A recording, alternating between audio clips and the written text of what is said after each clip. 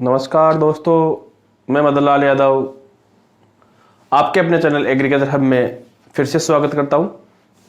आज का जो इस वीडियो में जो अपना टॉपिक है वह है उत्तम बीज के गुण। जो बेस्ट सीड है उनमें क्या क्या गुण होने चाहिए। पिछले वीडियो में अपने बीज किसे कहते हैं, बीज की निर्माण की जो श्रेणियां थी उसके बारे में अपने विस्तृत जानकारी चर्चा करी थी। आज का अपना जो टॉपिक है उसमें है उत्तम बीज के गुण। उत्तम बीज अपन किसे कह सकते हैं या कौन से बीजों को अपन उत्तम बीज कहें इम्प्रूव्ड सीड या जो हाई क्वालिटी सीड। तो उत्तम बीज के गुण की बात करें तो बेटा सबसे पहले बात करें अपन आनुवंशिक शुद्धता। आनुवांशिकी शुद्धता उत्तम बीज में आनुवांशिकी शुद्धता 98% से अधिक होनी चाहिए। 98% से अधिक होनी चाहिए आनुवंशिक शुद्धता। अगर इससे कम आनुवंशिक शुद्धता है तो वो उत्तम बीज की श्रेणी में नहीं है। दूसरा है आपका भौतिक शुद्धता।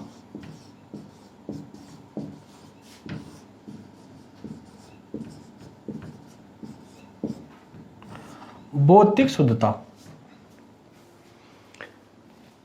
जिन बीजों की भौतिक शुद्धता भी 98% से कम है तो वो बीज उत्तम बीज नहीं है।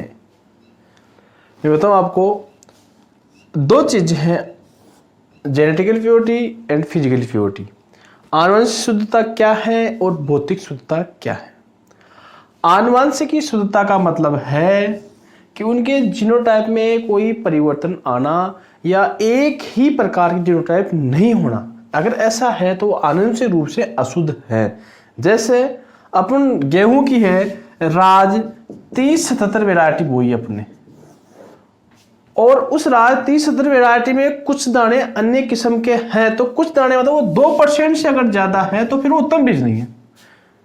इसलिए इस प्रकार की अशुद्धता 2% से कम होनी चाहिए। फिर आती है भौतिकी शुद्धता। भौतिकी शुद्धता मतलब होता है अपन सीधी ये कह सकते हैं कि जो अपने को आंख से दिखने वाली जो अशुद्धता होती है वो भौतिक अशुद्धता होती है। जैसे अन्य खरपतवारों के बीज हैं, अन्य जैसे हमारे गेहूं में चने के बीज आ गए, या कटे फटे बीज है, कंकर पत्थर है या डंगल है, ये सारी भौतिक अशुद्धता में आती है। कुछ फसलें हैं उनकी भौतिक, हालांकि आपको जनरली रेट में क्वेश्चन पूछा जाता है, जनरली आपको एग्जाम क्वेश्चन पूछा जाता है कि उत्तम बीज में भौतिक शुद्धता कितनी % होनी चाहिए, तो आपका आंसर होगा 98%। लेकिन अगर आपको कोई फसल विशेष का नाम देता है, जैसे गाजर है बेटा, गाजर में जो है वो भौतिक शुद्धता 95% से ऊपर होनी चाहिए। गाजर में 98% आपको भौतिक शुद्धता नहीं मिलेगी। अगर उत्तम बीज है 95% से भी ऊपर है तो गाजर को अपन भौतिक रूप से शुद्ध मानेंगे, उत्तम बीज की श्रेणी में रखेंगे।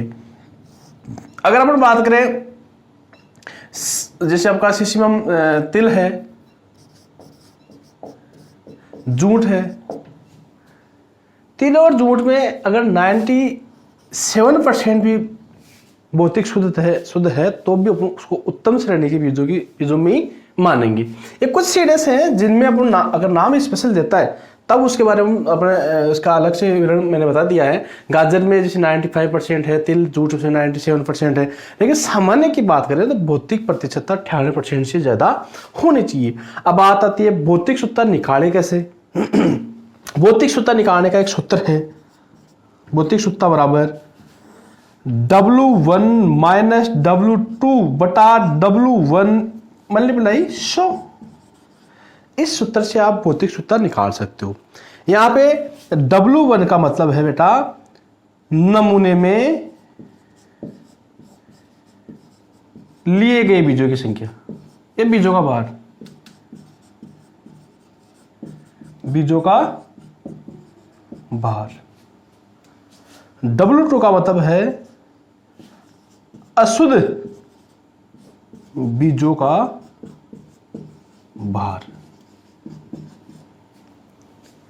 जैसे मान लीजिए आपने नमूने में 100 बीज लिए, W1 क्या हो गया 100, बटा में W1 करना है तो 100।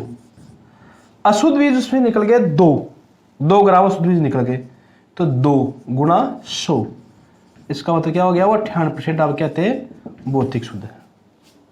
इस प्रकार से आप निकालोगे। दूसरा उदाहरण तो आपको, जैसे मान लीजिए W1 का मतलब क्या है, नमूने में लिए गए कुल बीजों का भार, और W2 का मतलब है अशुद्ध बीजों का भार। जैसे मान लीजिए नमूने में आपने 200 बीज लिए, 200 बीजों में से आपके 5 बीज अशुद्ध थे, या 5 ग्राम बीज अशुद्ध थे। 200 ग्राम बीज टोटल लिया आपने, उनमें से 5 ग्राम बीज अशुद्ध थे, तो बटा W1 आ गया 200 गुणा 100। अब इसको देखो वापस, इसका क्या हो गया ना, 100 से 100 कट गया, ये 200 है 100, यहाँ पे 100 बच गए, ये हो गया 108। तो यहाँ पे देखो बेटा, यहाँ 200 है या 100 है, तो यहाँ पे हो गया 195 बटेवा 200 गुणा 100। इसको इससे काटेंगे तो यहाँ पे 2 बच गए, 195 2 का अपन भाग देंगे, तो आपकी जो शुद्धता हो जाएगी 97.5% शुद्धता हो जाएगी। ये इस प्रकार से आप भौतिक शुद्धता निकाल सकते हो। उत्तम बीज के 2 गुण बता दिए। आनुवंशिक शुद्धता 98% ज़्यादा होनी चाहिए, भौतिक शुद्धता 98% ज़्यादा होनी चाहिए सामान्य बीजों में। लेकिन अगर गाजर की बात करो 95%, और तिल और जूट की बात करो तो 97% तक भौतिक शुद्धता होनी चाहिए उत्तम बीजों में। ठीक है बेटा।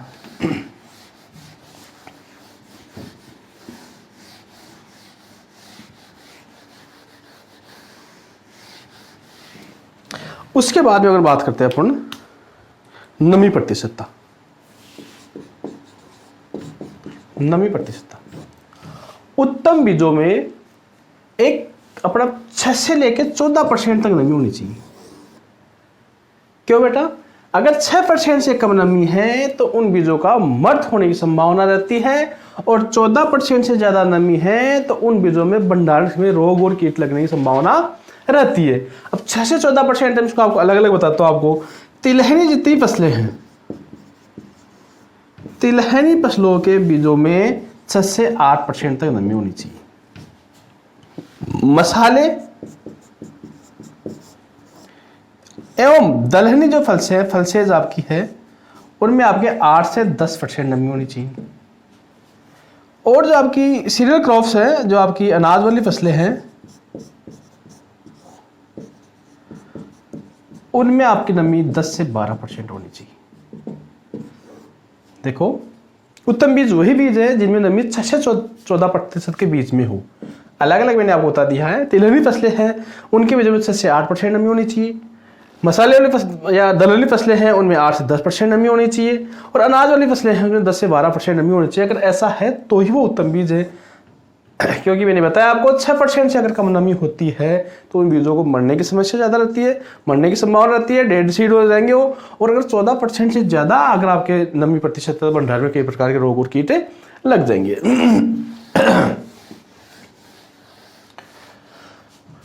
फिर उत्तम बीज का गुण है, अन्य फसलें हैं बेटा, उनसे 10 से 15% उपज भी ज़्यादा होनी चाहिए। जो आपकी साधारण फसलें हैं, साधारण जो बीज आपके, उन साधारण बीजों की अपेक्षा अगर वो 10 से 15% उत्पादन अधिक देते हैं तो उत्तम बीज है। अगर 10 से 15% उत्पादन अधिक नहीं देते हैं तो उनको उत्तम बीज की श्रेणी में नहीं रखा जाएगा, वो सामान्य बीज कहलाएंगे। उत्तम बीज वही हैं जिनमें सामान्य बीजों की अपेक्षा 10 से 15% उत्पादन क्षमता अधिक हो। उसके भी बाद में आती है बीज ओज, सीड विगर। बीज ओज क्या है? उत्तम बीज वही है जिनके बीजों में ओज कैसे निकालोगे? Healthy seed. हेल्थी सीड आप कैसे लगेगा आपको? हेल्थी सीड का पता लगाने के लिए अपने 2 प्रकार के टेस्ट चलते हैं। मैं आपको साइड लेके चलता हूं एक बार। एक तो आपको चलता है बेटा टेस्ट वेट।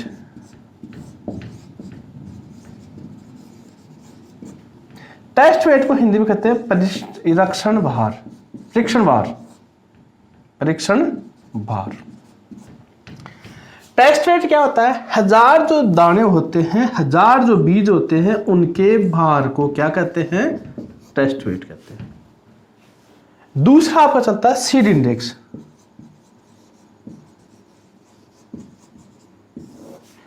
इसको हिंदी में बोलते हैं बीज सूचकांक। बीज सूचकांक। बीज सूचकांक किसे कहते हैं? 100 दानों के भार को या 100 बीजों के भार को क्या बोलते हैं? बीज सूचकांक। ये 2 टेस्ट चलते हैं आपके। मान लीजिए जो छोटे बीज होते हैं बेटा उनमें 1000 दानों का भार अपन निकालते हैं। जो बड़े बीज होते हैं उनमें अपन 100 दानों का भार निकालते हैं, क्योंकि इस बड़े बीजों का अपन सीड इंडेक्स निकालते हैं और छोटे बीजों का टेस्ट वेट निकालते हैं। अब इससे बीज विगर जो आपका है बीज ओज कैसे मालूम चलेगा?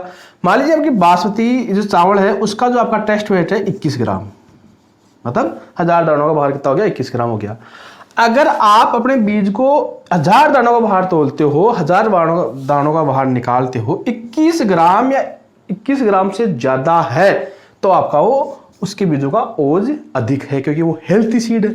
अगर बासमती दानों का जो बासमती बीज है उनका 21 ग्राम से कम है भार, तो मतलब वो बीज आपके हेल्थी नहीं है। ऐसे बीज ओजस्वी नहीं होंगे, उगने बाद में वो कमजोर रहेंगे, क्योंकि बीज ही कमजोर है तो वो भी पौधे भी उगने बाद में कमजोर रहेंगे। इसलिए अपन जैसे मान लीजिए आपका गेहूं है, गेहूं का जो टेस्ट वेट है 40 ग्राम है, गेहूं का टेस्ट वेट 40 ग्राम है। आप गेहूं का सीड लेके आते हो, उस सीड का अगर आप 1000 दानों का बाहर निकालते हो, मान लीजिए 41 ग्राम आता है, तो आप समझ जाओगे कि ये दाने क्या है? हेल्थी हैं, स्वस्थ हैं, विगर वाले हैं, इसलिए आप उत्तम बीज की श्रेणी में आएंगे। लेकिन अगर उन दानों का बाहर 39 ग्राम है, मतलब 40 ग्राम होने चाहिए, उससे कम है, इसका मतलब वो हेल्थी नहीं है, वो दाने हैं कमजोर हैं, उनमें विगर ओजस्वी क्षमता नहीं है, उनसे जो पौधे बनेंगे वो भी ओजस्वी नहीं बनेंगे। इस प्रकार से आप बीजों से भी आप उत्तम बीजों का आप परीक्षण कर सकते हो। उसके बाद में आती है अंकुरण प्रतिशतता।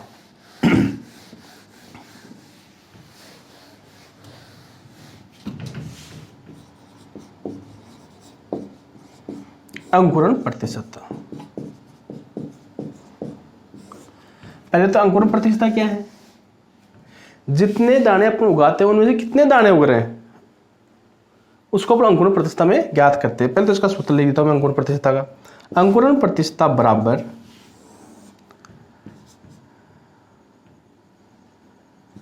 नमूने में लिए गए कुल बीजों की संख्या, बीजों की संख्या, ऊपर क्या जाएगा? अंकुरित बीजों की संख्या, अंकुरित बीजों की संख्या गुणा 100।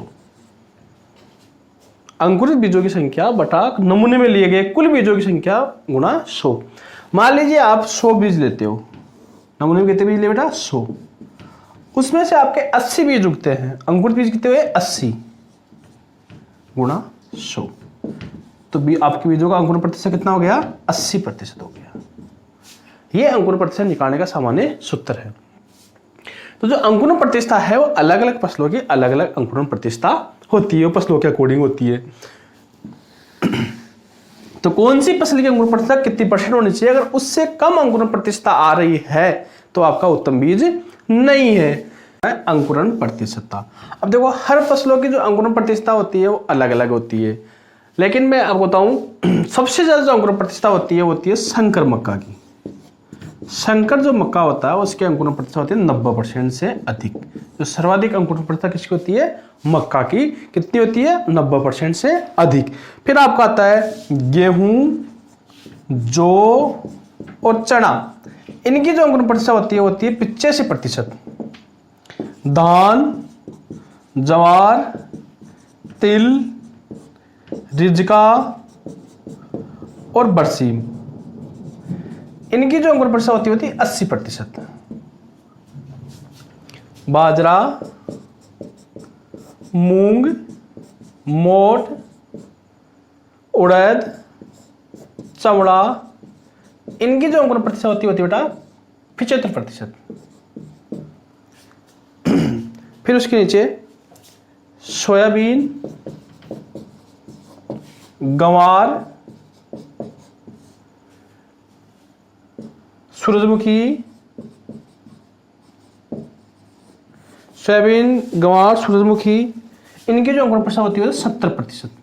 और सबसे कम जो अंकुरण प्रतिशतता होती है कपास की कपास की जो अंकुरण प्रतिशत होती है वो होती है बेटा 65%, क्योंकि कपास में बेटा क्या होता है, जिसका सीड कोट होता है बहुत हार्ड होता है, उससे उसकी अंकुरण प्रतिशत कम होती है। ये आपकी थी अंकुरण प्रतिशत की।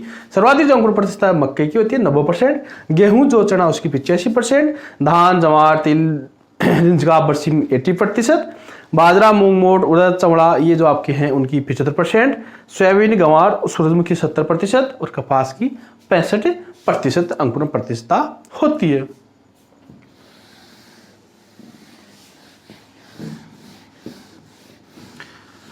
देखो अंकुरण प्रतिशत निकालने के लिए आपकी जो एनएससी और आरएसएससी है उनके द्वारा तो 200 बीज काम लिए जाते हैं। बीजों से कितने काम लेते हैं? 200 अंकुरण प्रतिशत के लिए। लेकिन इंटरनेशनल जो आपका जो सीड कमीशन है उनके अनुसार 400 बीज, अंतर्राष्ट्रीय जो आपका जो बीज निगम है उनके अनुसार 400 बीज लिए जाते हैं। कितने लिए जाते हैं? 400 बीज लिए जाते हैं, जबकि एनएससी और आरएसएससी के द्वारा बीजों की अंकुरण प्रतिशत ज्ञात करने के लिए 200 बीज काम लिए जाते हैं। अब बीजों की अंकुरण प्रतिशत या तो आप पेट्री डिश में करते हो। पेट्री डिश क्या होती है बेटा? एक आपके केमिस्ट्री में देखते होंगे जो कांच का जो विकर होता है उसमें क्या करते हैं बेटा, अगर पानी डाल करके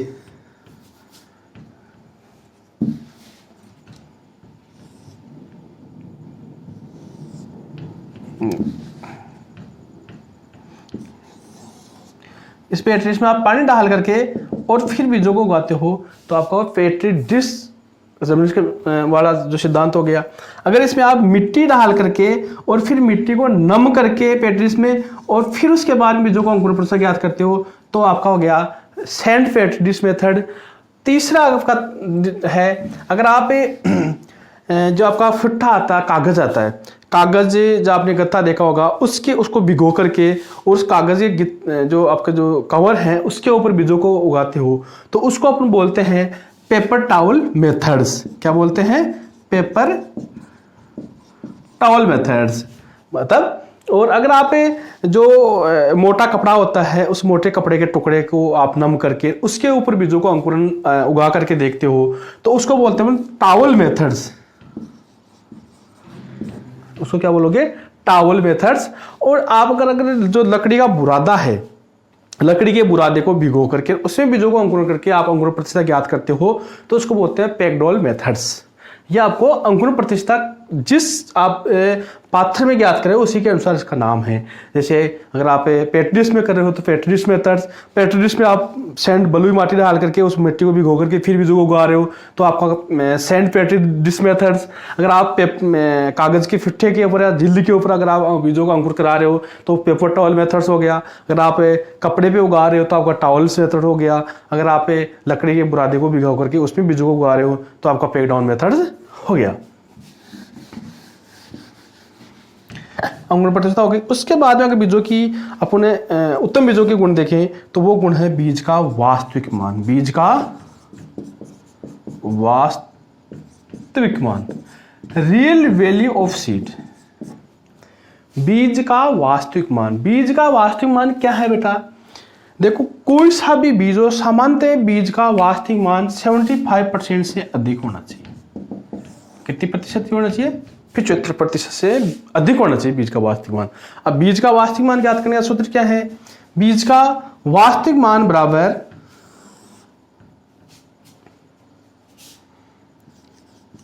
अंकुरण प्रतिशतता मल्टीप्लाई बीज की भौतिक शुद्धता प्रतिशतता, भौतिक शुद्धता प्रतिशत 100। मान लीजिए आपका बीज है वो 70%, आपने 100 दाने लिए उसमें 70 दाने उग रहे हैं। बीज की भौतिक शुद्धता आपके 98% है। 100 एक जीरो अपने अगर हटा दिया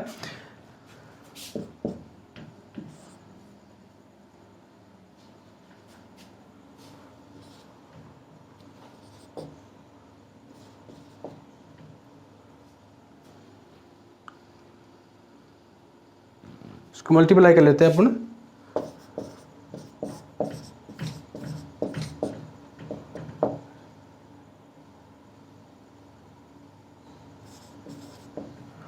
68.6%, 68.6%। 70% आपकी अंकुरण प्रतिशत आती, 98% आपको भौतिक शुद्धता आती बटा 100। आपका जो आंसर है 68.6%। अगर आपका 68.6% बीज का रियल वैल्यू आ रहा है तो आपका वो उत्तम बीज नहीं है। उत्तम बीज कौन सा होगा? जिसका बीज का वास्तविक मान 75% से क्या हो, अधिक हो, वही उत्तम बीज की श्रेणी में रहेगा। ठीक है, जैसे मान लीजिए आपके 80% बीज अंकुरण प्रतिशत है, 98% भौतिक शुद्धता है बटा 100।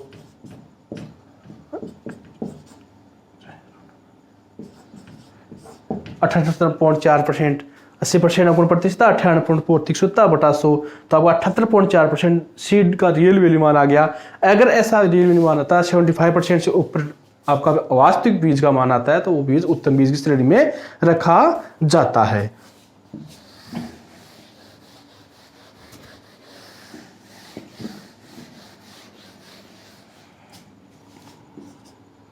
बीज की जीवन क्षमता, बीज की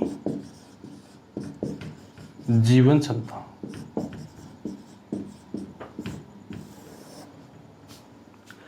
बीज की जीवन क्षमता देखो, जैसे मान लीजिए अपने बीजों को जो अंकुरण प्रतिशत निकालते हैं उससे बीज की जीवन क्षमता का पता नहीं लगता है। मान लीजिए आपका जो गेहूं है, आपने मार्च में इसकी थ्रेसिंग करी, मार्च में आपने उसको गेहूं निकाला, उसके बाद में आप अप्रैल में या मई में उसकी आप बुआई कर रहे हो, तो अप्रैल या मई में जो बीज हैं, गेहूं के बीज हैं, वो डोरमेंसी स्टेज में, सुषुप्त अवस्था में हैं। उस समय वो बीज नहीं उगेंगे या कम उगेंगे। तो ऐसा तो नहीं है जो बीज नहीं उग रहा वो मृत बीज है। इससे अपन उसकी जीवन क्षमता अपन नहीं देख सकते। इसलिए बीज की जीवन क्षमता देखने के लिए अपन को क्या करना पड़ेगा? टेस्ट करना पड़ेगा। बीज की जीवन क्षमता देखने के लिए क्या करना पड़ेगा? टेस्ट करना पड़ेगा। जीवन क्षमता देखने के लिए अपना अंकुरण प्रतिशत ज्ञात नहीं कर सकते, उसका टेस्ट है जो हम सीधी भाषा में होते हैं टेट्राजोलियम परीक्षण। टेट्राजोलियम परीक्षण ये सबसे ज्यादा काम में लिया जाने वाला परीक्षण है, सबसे सटीक परीक्षण है ये। इसका जो इसको हम शॉर्ट में टेट्राजोलियम परीक्षण बोलते हैं। इसका है 2,3,5 टेट्राजोलियम क्लोराइड। इस रसायन के द्वारा बीजों को परीक्षण किया जाता है। अब कैसे परीक्षण किया जाता है इसको मैं डिटेल से बताता हूं आपको। आप बीज लेंगे, बीज लेकर के टेट्राजोलियम जो क्लोराइड 2,3,5 टेट्राजोलियम जो क्लोराइड है उनमें उस जो विलेन है उसमें बीज आप डाल दोगे। जिन बीजों के ऊपर कलर आ जाता है, रंग छट जाता है, अभिरंजित हो जाते हैं, वो बीज जीवित हैं। इसलिए इस टेस्ट को जीवित परीक्षण भी कहते हैं। जैसे मान लीजिए आपने 100 बीज लिए, मान लीजिए कितने बीज लिए? 100 बीज लिए। 100 बीजों में से आपके 60 बीजों के ऊपर क्या हो गया? रंग छट गया। तो गुणा प्रतिशत निकालते गुणा 100, इसका मतलब हो गया आपके 60% बीज क्या हैं? जीवित हैं। क्योंकि जिनके ऊपर रंग छटा है वो जीवित बीज हैं, जिन पे रंग नहीं छटा है वो क्या है? मृत बीज हैं। तो इसके आपकी जो टेट्राजोलियम परीक्षण द्वारा बीजों की जो आपकी जीवन क्षमता ज्ञात करने का सूत्र क्या है? जीवन क्षमता ज्ञात करने का सूत्र क्या है बेटा? अभिरंजित बीजों की संख्या अपॉन नमूने में लिए गए कुल बीजों की संख्या, नमूने में लिए गए कुल बीजों की संख्या गुणा 100। जैसे मान लीजिए आपने नमूने में 200 बीज लिए। कितने बीज लिए बेटा? 200 बीज। उनमें से 200 बीजों में से आपके 190 बीज क्या हो गए? अभिरंजित हो गए, उसके ऊपर रंग आ गया। मल्टीप्लाई 100 तो आप कितने आ गए?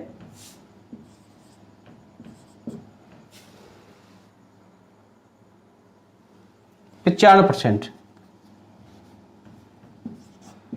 कितने बीज आपके जीवन क्षम थे? 95% आपके बीज क्या हैं? जीवन क्षम है। इस प्रकार से आप बीज की जीवन क्षमता भी देख सकते हो। जीवन क्षम बीज जो होगा वही क्या है? आपका उत्तम बीज रहेगा। इसके अलावा उत्तम बीजों के जो गुण हैं वो हैं परिपक्वता, बीज हैं वो परिपक्व होने चाहिए। अगर अपरिपक्व बीज हैं तो वो उत्तम बीज नहीं है। इसके अलावा रोग मुक्ता, बीजों में अगर किसी प्रकार का रोग है तो भी वो बीज उत्तम बीज की श्रेणी में नहीं रखे जाते हैं।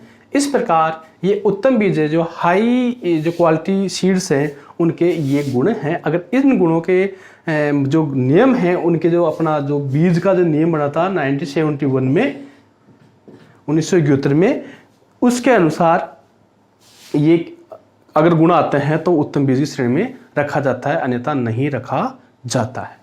आज के लिए इतना ही।